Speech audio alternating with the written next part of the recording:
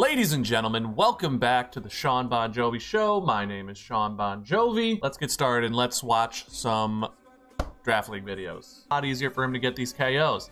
That's a ton of damage. Would you look at that? Personally, I would have gone Scizor here, maybe like ripped a bullet punch or something. Superpower does a giant amount of damage to the Melmetal, far more than I would have expected. Check this out. Spore, a status move, can apparently go through King's Shield, right? Look at this right here. First match this week is going to be Tylord versus the Wonder of You. This is a matchup we've already seen once this season.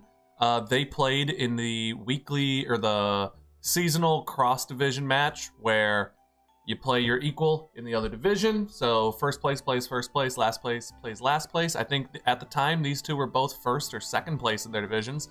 And now, just by happenstance, they are this week's cross-division matchup. So we have our sort of stally Trick Room gimmick team versus the current #1 player in the league and our reigning champion. What kind of leads are we seeing? Ooh, lots of people in the chat. Looks like this was a popular match this week.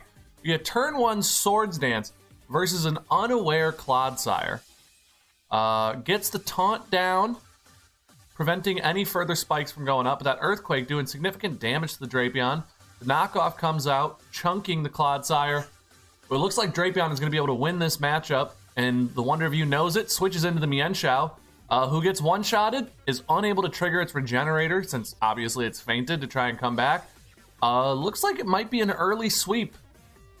But the Ditto comes out and tries to go for a counter sweep, and that is its purpose, but doesn't manage to snag the KO. But in fact gets KO'd back. Pretty much everyone on the Wonder of You's team is getting KO'd by this thing. So yeah, is this game already? Is this Life Orb? Is it just dead? It's not Life Orb. So yeah, that's game. This is a really fast sweep, huh? Holy shit.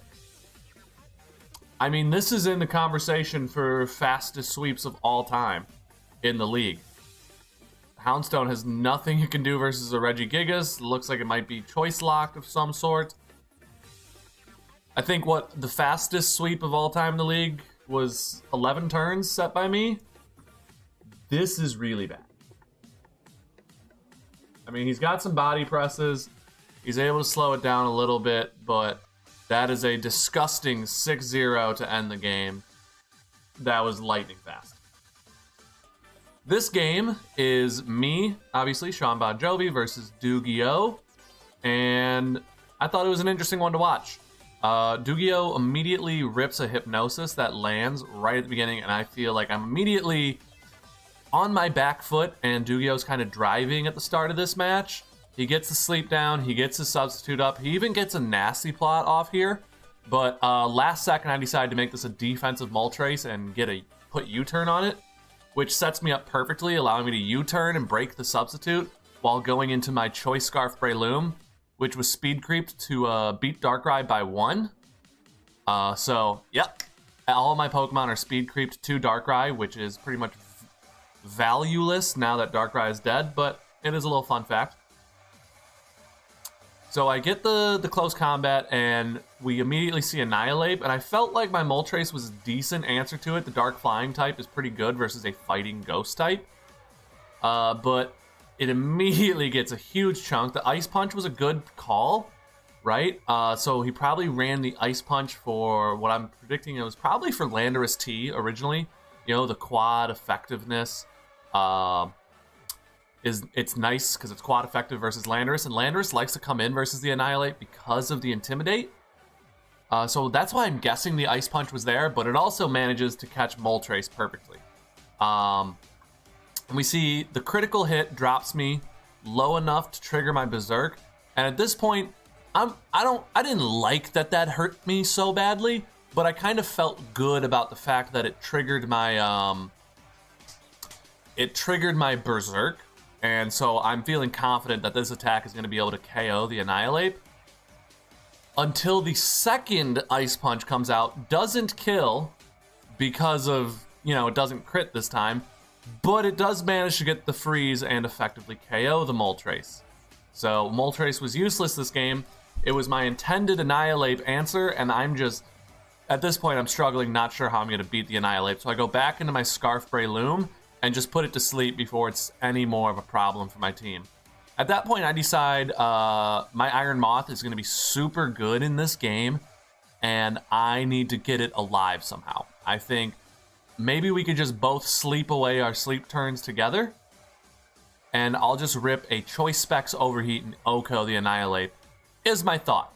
But apparently that only does 79% damage. Not nearly as much as I thought it would, as he has a 4 times effective Earthquake and just one-shots my Iron Moth. So now I'm down 4 to 5 at this point. I'm not feeling good, but I go into my Scarf Breloom, and I'm able to pick up a Seed Bomb KO that ties the game. At which point I go into my Hitmontop, which it honestly was just a huge misplay. I was paranoid that this was going to be like a Flamethrower special attacking Altaria, and I thought Dugio was going to read my Metagross play, so I went into the Hitmontop. Now, Hitmontop is able to take the Hyper Voice only because Dugio didn't Mega Evolve here.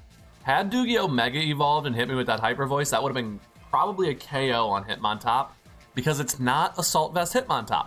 It's actually Choice Band, Terra Steel, Bullet Punch. This is an offensive Hitmontop this week, and it does a number. Look at that, even doing 20% to an Aegislash, which isn't great damage, but it's better than I would have expected, personally. So he King's Shield, trying to play a little defensive, but I get the Spore off the next turn. Aegislash is asleep, and I'm looking to knock something off here. I think, right? I switch into Lando as he switches into the Dreadnought on the same turn. Once again, a U-turn into a Dark type, doing a ton of damage. And then I go into my Hitmontop, and Hitmontop does a ton of work for me. Just cleaning up late game with these choice-banded bullet punches. I believe it gets a KO on the Darmanitan Galar and the Altaria at the end as well. But yeah, Hitmontop managed to pick up 2 KOs? No, it just did a ton to Mega Altaria and gets the KO on Dreadnought.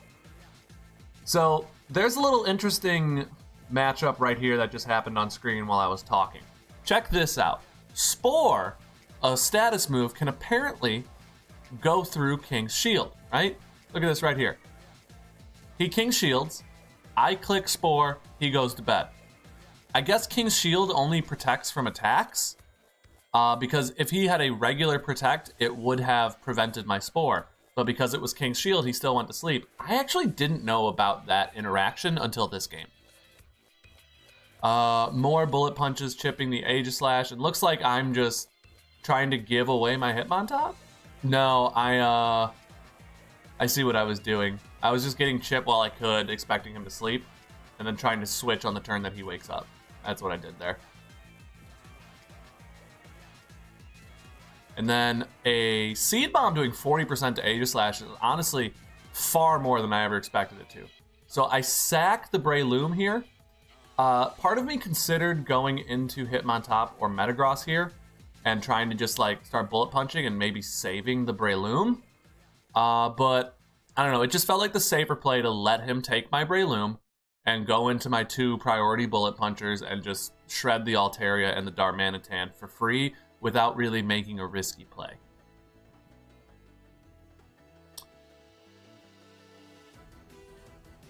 So we get those KOs, and that is the game. All right, we have Team David versus Team Hazy, 2 hyper offense teams. And for the first time this season, maybe, David doesn't lead with the Grimmsnarl like he's done every other week, and he's actually using his Victini. So it looks like he's finally done a little adjusting. There's no Dracovish this week. A lead V-Create with the Victini, immediately picking up a KO on maybe Hazy's most dangerous Pokemon, and doing a considerable chunk to Gliscor. But Victini goes down before it can find any more value.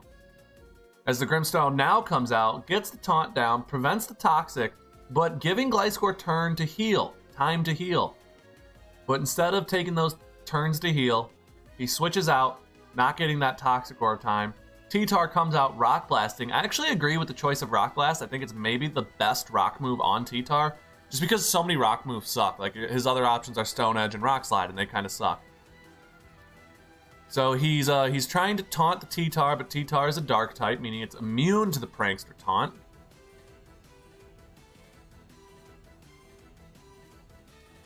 as he's just firing off these rock blasts. Turn over, turn over, turn. And David is doing, once again, what he did last week. He's just petrified of switching, right? He could easily switch into his Melmetal here and just start blowing Hazy's team up. But instead, he waits to get KO'd to come in for free, right? That's a huge mistake. Melmetal could be ripping this team in half and would have taken that Rock Blast with ease. Melmetal would have taken maybe 11% from that attack. You need to be switching. You can't just rely on your opponent to KO you to switch. This is grade school stuff, you know? As Gliscor's coming in here, it's ripping Earthquakes, getting good KOs. Gliscor can easily KO this. I don't know why I said that. That's not true. Obviously, a Cloyster beats a Gliscor. Ugh. Personally, I would have gone Scizor here, maybe like ripped a Bullet Punch or something. Superpower does a giant amount of damage to the Melmetal, far more than I would have expected. And actually, despite the attack drops from Superpower, it manages to keep enough power to get the Melmetal KO. That's huge. Now the Superpower's attack drops are really starting to affect it. Yeah, that's not doing a lot to a Regidrago, who has a massive HP stat. And then he's locked into Outrage. He has to use that for another turn or two. And Scizor is an Outrage resist, so a good switch choice for Hazy BB. Even with the resist and Scizor's defensive stat, that Outrage still did 48%. That's a freaking lot, honestly. That's a ton. Now we have the Cloyster versus the Blaziken. Wow, look at that. The Blaziken just manages to outspeed and get the KO. Well done. That was a barn burner. That came down right to the end. I enjoyed that. So our last match of the day is going to be the Black Dog versus Amateurs Only. And I got to say, I'm super excited for this matchup. You know, the Black Dog is obviously, he's my brother. And it's Mother's Day weekend, and so we were chopping it up, talking team building all weekend, and this is an interesting matchup. I don't know who it's going to go to for the victory, but I honestly think it can go either way. Both players have a lot of heat that they can bring to this match. So, we'll turn off the main camera, and we'll watch this match, because I am excited. So, we get the lead Garchomp versus the lead Mega Pinsir. I would be getting out in that situation as well. Amateurs Only sets up the Stealth Rocks as the Green Ranger comes out. Gets a nice Future Sight off, the Black Dog does. He was loving those Future Sights last week. As Amateurs Only gets a Leech Seed up as the Latios switches out. So, the Goldengo taking an Aerial 8 boosted Quick Attack. Lots of damage, and the Future Sight coming out, but still only really taking, what was that, like 22% damage? 32? Yeah, not a lot. The Flash Cannon damn near one-hit KOing the Obama Snow, who is super important to the Amateurs Only. And then Volt switching out, meaning once this Aurora Veil is gone, there's no more screens for Amateurs Only, and that's going to be huge for the Black Dog. Taking away a lot of the bulk on his opponent's team, making it a lot easier for him to get these KOs. As, holy, that's a ton of damage. Would you look at that? Whoo! Okay, so the Aurora Veil is up. That is increasing. That's like what, doubling the special defense and physical defense of Amateurs Only. Yet, despite that, Latios just has pure power, rips a Draco that smashes through those screens and gets a 100% one-hit KO. That was damage I wasn't expecting, if I'm being honest. I thought Naganadel could be bulkier than that, but the Quaquaval, the Quaquaval, I don't know how to pronounce that. The Dancing Duck is on the field and ready to be a menace. The Fluttermane comes out. Does that threaten? Not at all. One hit KO'd as the Quaquaval Aqua Steps, getting the speed boost and the Moxie boost. Now it's looking dangerous. It's looking ready to hit someone. Ice Spinner, one hit KOs the Latios. Pinsir, almost KO'd by the Stealth Rocks. Quick attacks. It quick attacks, but it doesn't do enough damage. Mostly because of the screens, right? But even without the screens, that still isn't KOing. And Amateurs Only wisely uses this just death fodder to Aqua Step again, boosting the speed more, as if it needs it. It's getting Moxie boost, and this is starting to look ugly really quickly. The close combat gets ripped. Now Quaquaval just has way too many boosts, right? It's got speed, it's got attack, but it has lower defenses, and this Lucario has a lot of priority. The bullet punch doing 39%. It is not enough, and it gets KO'd. Down goes the El Banditoed, and we have LeBron James, the Great Tusk. Old man cannot tank. No way. Aqua Step, one hit KOs. GG's all around.